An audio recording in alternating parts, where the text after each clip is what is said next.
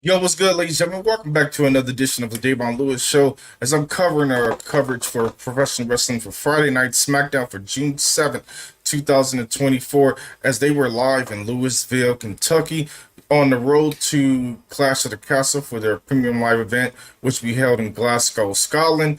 As so many key pieces were being involved and implemented tonight when it came to everything that see happen, as well as Cody Rhodes looking into a sort of vengeance when it came to the situation that happened with the fake retirement of AJ Styles, and he was looking to pick a fight. As well as we had singles women's action as Jade Cargill took on Indi Hartwell, and we had a decent singles match between Johnny Gargano and Grayson Waller, which was a decent singles competition. And also we end up having Apollo Crews taking on Angel. We also had appearance by the Bloodline, who set up a coordination for anointing Solo Sikoa, Tonga, as well as Tonga Loa when it came to anointing them into officially being a part of the Bloodline and getting their new tags along the actual faction. But let's go ahead and get into this lovely edition for Friday Night Smackdown. As so many great things and pieces are really picking up when it comes to the build up for Clash of the Castle. But I really look forward to seeing how things become under the sun when it comes to so many different things being pushed in tonight's showcase. But we started off with Friday Night Smackdown with Bloodline coming out for the entrance. First, it was a decent entrance when it came to Solo Sikoa coming out with Paul Heyman, the Wise Man, along with Tama and as well as Tonga Loa. They were looking badass when it came to everything. Solo had a different look, kind of a little outlook with the little suit with the little ruby red shoes. But we shall see how that looks fits for Solo, but I feel like it was kind of like a hit or miss when it came to his deliverance of his appearance. But I feel like he needs to have a little bit more of a badass persona, basically just no playing, no games, straightforward. Don't even have to talk, just straight up, just be brutality to the max when it comes to the WWE programming. And I like to see a little bit more when it comes to where they fit in of the whole situation. As we know, we're officially on the heels of Roman Reigns initially returning by sometime in SummerSlam, as we had so many Easter eggs when it came tonight that initially happened with everything initially broke down with the Bloodline pretty much running red shot and pretty much asserting their dominance when it came to everybody they have been running into the winds of everything. But I look forward to seeing how things initially will be like a chess match when it comes to Roman coming back and have his say about everything initially what has been going on. But we're gonna go ahead and get into the actual promo that initially happened when the Bloodline actually fully came out.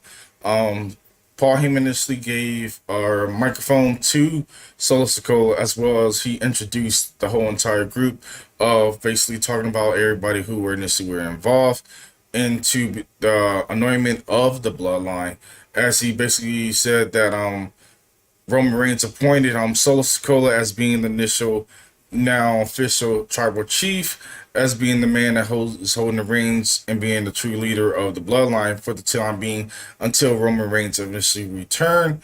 And he also said that Tonga is now officially the official right hand man, actually, for a fact. And then the crowd kind of booed that, but they were started chanting Usos in the background. You saw the tensions being there as they continue to boo, but they also was chanting for Roman. And then Heyman also called attention for Tonga Loa on his left, and he basically said that it was anointment when it come to full delivering, as saying that he's officially part of the Bloodline. And Solo Sikoa went about his way to hug him, kind of similar to what Roman usually does when it comes to the satisfaction of someone who is family, and basically asserting his dominance in his fair faction. Solo, pretty much after the situation, Solo really got into the full things after Heyman really pretty much went over the whole entire promo. Solo asked him, has he forgotten something? And then Heyman was looking kind of confused, like I said, everything when it came to how we addressed and talked about earlier. And then he said, you're confused, you supposed to apologize to Tama and as well as the Tonga Loa for saving him last week from the hands of Kevin Owens, who could have decimated him and took him out at any point in time last week. But Paul Heyman ended up thinking both Tonga Loa and as well as Tonga for their thinking in the situation that initially broke down. But Tonga doesn't back off until he initially they break down the situation until he becomes a little bit more sincere of the whole situation. And then Tama said that they could have left KO to kill him, but they initially saved him when it came to everything initially broke down by the orders of the tribal chief. And then Heyman wants to return the favor to the family and saying that he got there earlier today to do wise men things and all things herein since he arrived, and that Kevin Owens is looking for a piece of any member of the bloodline. Then all of a sudden, out the blue, Kevin Owens, of course, asserted himself to interrupt the whole anointment and everything like that initially happened at the coordination for the bloodline. Kevin Owens basically had a lot to say. Initially, then he was just about straight up, no talking, no BS, straightforward. He had a little bit to say, but then he straight up hit the ring as he knew he was outnumbered. But then he went to brawl with the bloodline. Paul Heyman, of course, left directly out the ring at the whole situation. Then we ended up having the Street Profits coming out to make the save. Owens gets a chair, and he managed to run off the bloodline as they stand tall, as initially ended that actual earlier segment that kicked off Friday Night SmackDown. Then we switched gears to a backstage showing Bianca Belair and Jade Cargill walking the backstage area, all smiles and pretty much ready to get their night started as Jade Cargill was literally getting ready for her match for singles action, which was going to be a deliverance as she was getting ready to go to battle with Indi Hartwell, who was going to be an easy pass, but pretty much knew that she's going to be a true deliverance when it comes to her being a former NXT champion. And I knew the ladies truly can go if they have enough time and a dollar of the day to pretty much be able to go and have enough time into their match to be able to get the crowd truly developed and truly get them engaging and enjoying the actual match. Then we switched back after they went to commercial break. So Sikoa berates Paul Heyman backstage after the situation that happened when it came to the Street Profits and Kevin Owens getting involved into a brawl. And he demanded that he gets a 6-man tag match tonight, or the main event will be Heyman versus Tama Tonga in the locker room, and that will be their main event when it comes to the bloodline. As Paul Heyman looked kind of scared of the situation, he said he's going to handle it, our tribal chief, and walks away after that initial backstage fiasco that initially happened, as Solo was looking furious and looking upset. But things initially we're going to hit a high gear turn when it came to the main event. Then we got ready for the I believe it wasn't a singles action, it was actual Bianca Belair, Jade Cargill together against Candice LeRae and Indi Hartwell. Hartwell and Belair start off the match pretty straightforward and pretty much picked up the victory, which was a decent one when it came to them taking out both competitors with the vertical suplex splash, and then Indi was trying to flex into the break.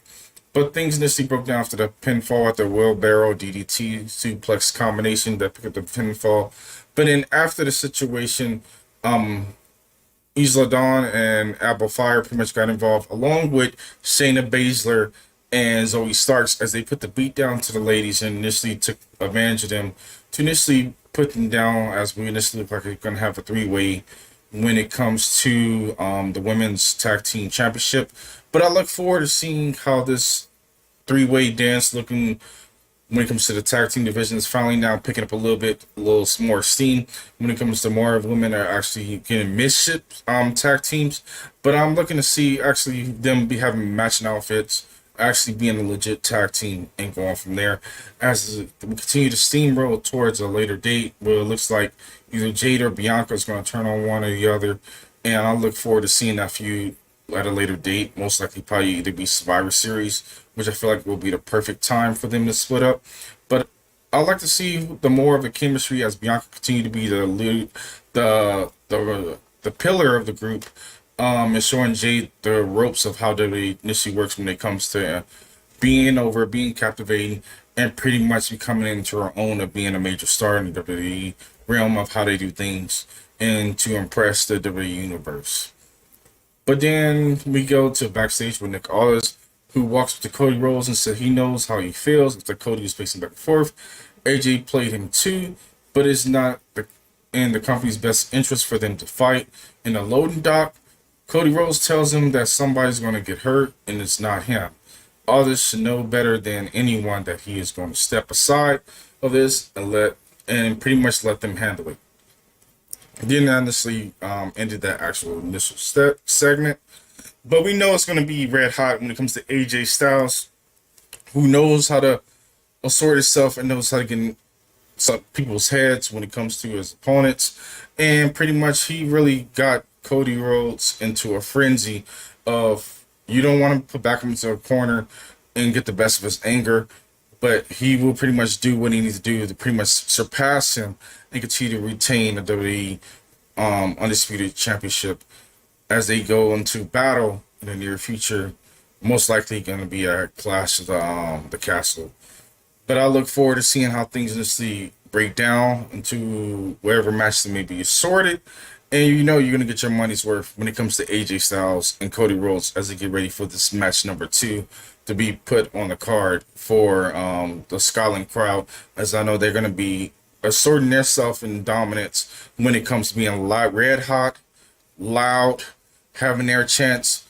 And they're looking to have more premium live events being presented over there in Scotland, as well as looking to get a WrestleMania out that way, which I think will be a true deliverance when it comes to having an actual WrestleMania there in Scotland.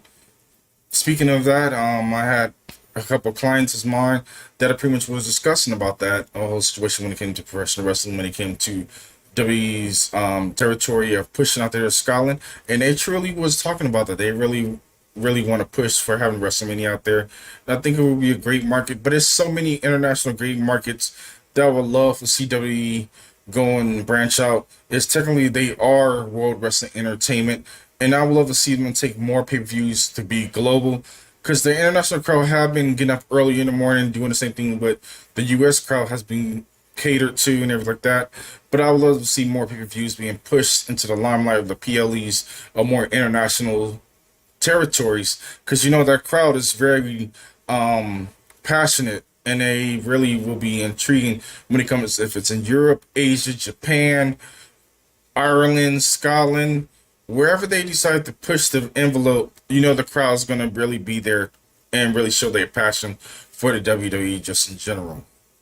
Then we go to the entrance of DIY, who comes out as DIY gets ready for a situation when it comes to their initial match, as we end up having Johnny Gargano taking on Grayson Waller. But as one, we end up having a couple segments before they actually started the actual match. We ended up having Apollo Crews being interviewed. He displayed his thoughts and opinions when it comes to his initial match with Angel Garza, which you know is going to be a decent match, a lot of back and forth. And I would like to see them being showcased a little bit more better when it comes to both these guys who know how to go when it comes to situation. But I feel like they have Apollo Crews in a limbo, as they don't know what to do with him. I think it's time for him to branch out and try a different company, because I feel like his opportunity is kind of like just in the back burner. But Apollo is a great talent, and he can deliver some impactful moves, similar to Ricochet. But I feel like he's just need to work a little bit more better on his mic skills. But I prefer for him to be a heel, kind of like similar when he was with Commander Aziz, and I feel like that was his best showcase when it came to his United States Championship run, when he was in that whole accent thing and a whole 9 yards, because I feel like he got a little bit more of a push in that limelight. But I don't think Triple H is really high on him right now at the moment, because Paulo was more of a Vince guy when it came to his deliverance. But I feel like Triple H may feel like he's a little bit too short. But we shall see how things get pushed out. But as more talent are short when it comes to WWE, but I feel like Apollo is just not on Triple H's radar really 100%. Then we go to LA Knight, who demands an answer from Nick Aldis, who says Logan Paul isn't there again tonight, and shows proof of on a Snapchat. And then Knight explains how he played Tetris by shoving his foot up Logan's ass. And then, of course, Carmelo Hayes ends up rolling up on again and asking everyone it isn't about him.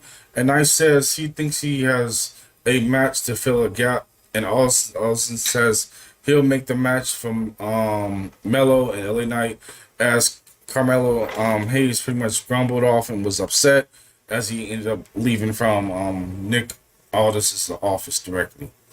Now we got things rolling when it came to Grayson Waller and Johnny Gargano match now under their wings. This was a lot of back and forth, a lot of intertwined chain wrestling. They delivered great delivering moves. And of course, when it came to Johnny Gargano having Tommaso Ciampa as backup and then Austin Theory being there as well. Things initially was a great match from my own personal opinion. I enjoyed everything about it. But initially things broke down when Grayson Waller went by pinfall with a flipping kill switch for picking up the pinfall. But things initially broke out as we see Austin Theory is maybe looking like he's slowly be maybe making a face turn. But I know when things initially happened after the whole situation initially broke down, I know he's going to get a great big pop after he breaks away from Grayson Waller. And I look forward to seeing Austin Theory actually being that big star to finally get over. And he's looking like he's ready. He's ready to be in the spotlight. And he's really been getting his character development. And the entrance is down packed. And I look forward to seeing how things break down. Grayson Waller knows how to rub people the wrong way. But he continues to be in his great limelight as well. But DIY is kind of like getting a limbo, going back and forth.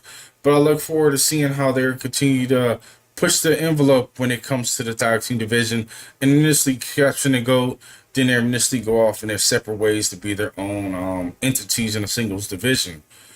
Then we switch gears to a backstage segment of Nick Aldis arrives with a bunch of security to tell Cody Rhodes that AJ Styles is arriving momentarily, and he wants to avoid things before things get out of hand as they went into the commercial break after that actual segment. They come back from the commercial break, and we still see Rhodes and Nick Aldis going back and forth as Styles and the Good Brothers drive up, which is the OC, and Cody Rhodes storms on his way through the gorilla to the ring, and he slides the ring, he gets on the mic, and he calls out AJ Styles in a passionate way. This is the second time this week we haven't seen him with the actual championship, but he was looking to get into a fight. The OC ended up initially did making their entrance coming out with security in the middle, and along with Nick Aldis being involved with everything that he broke down. Of course, they went back and forth in this promo and so many different things. Then Cody set the tone and said he will give him a championship match, which will be set for Clash of the Castle, but the stipulation will be a I Quit match. And Nick Aldis pretty much was in the middle line of the thumbs up, and then he gave a thumbs up as AJ Styles looked pissed off as initially is official. Now we're going to have the WWE Undisputed Universal Championship.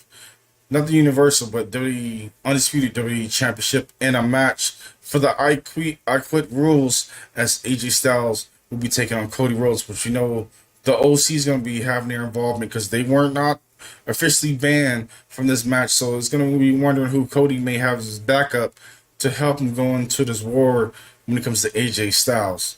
But this initially is probably on the heels of AJ Styles' initially last run of trying to get back to be on the top of being the house that AJ Styles built, of being the undisputed WWE champion.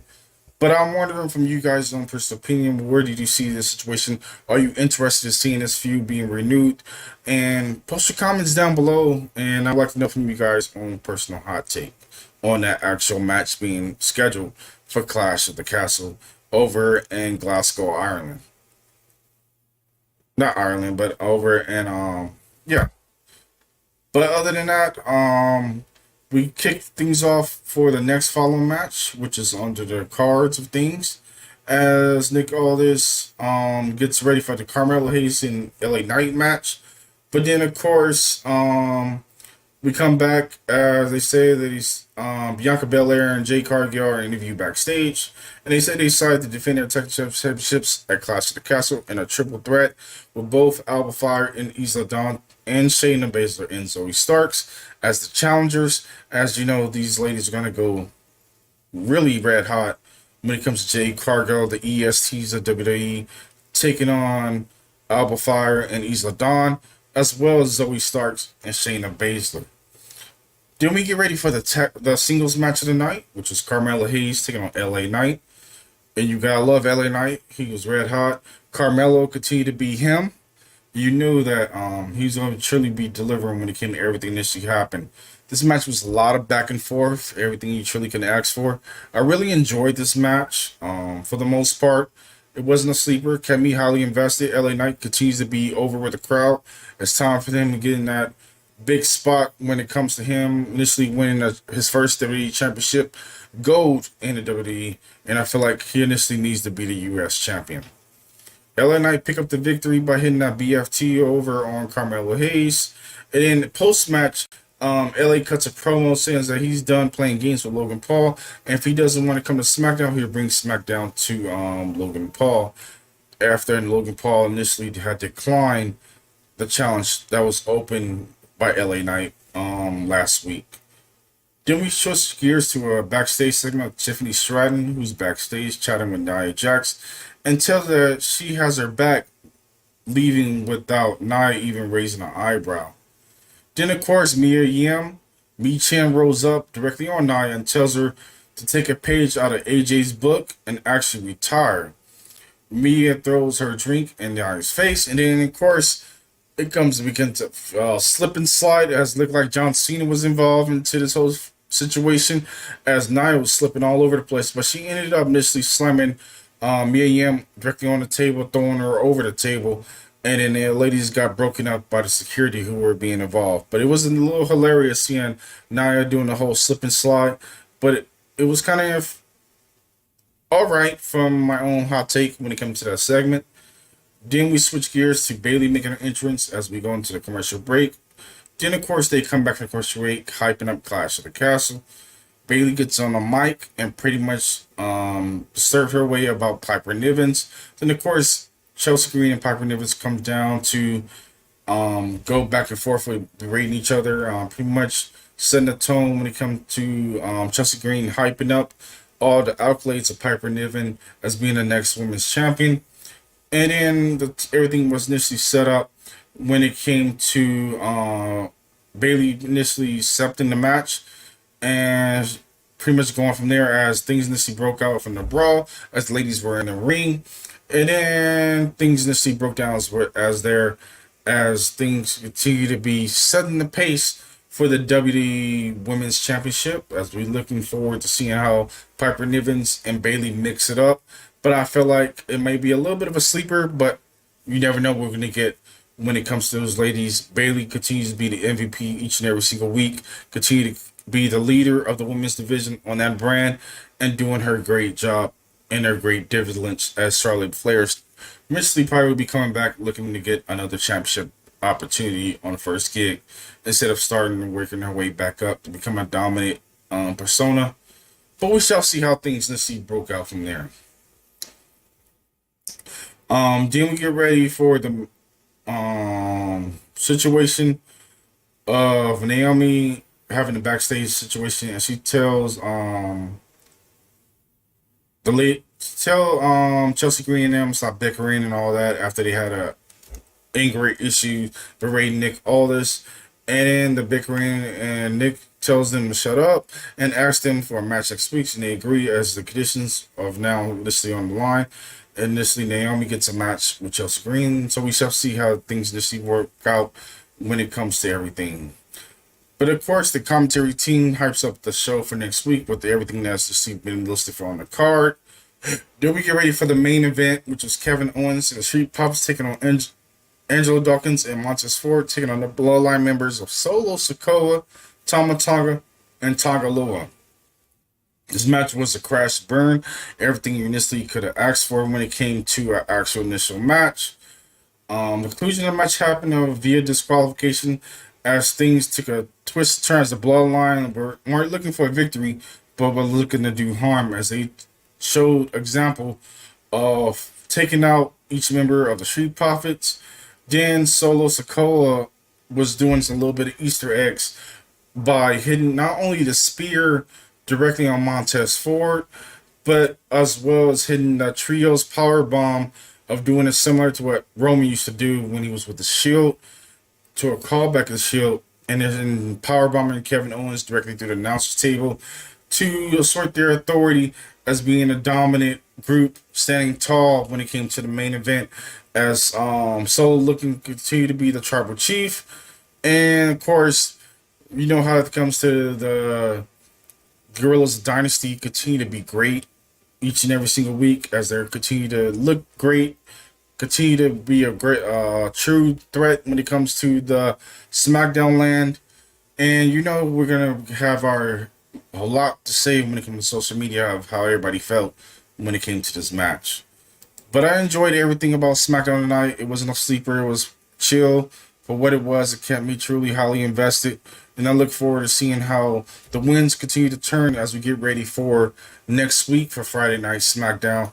As W continue to push the envelope, Triple H is to continue to go and doing a great job when it comes to impactful storylines and keeping us truly highly invested when it comes to each character development and pretty much having more factions being involved. But of course, the heels are continue to be doing great each and every single week. But I would like to know from you guys' own personal opinion. Post your comments down below. Don't forget to like, comment, and subscribe. And don't forget to share this lovely content if you're a big fan of professional wrestling. But all the while, we'll catch you guys on the next episode. You guys be safe, and I'll catch you guys later. Peace.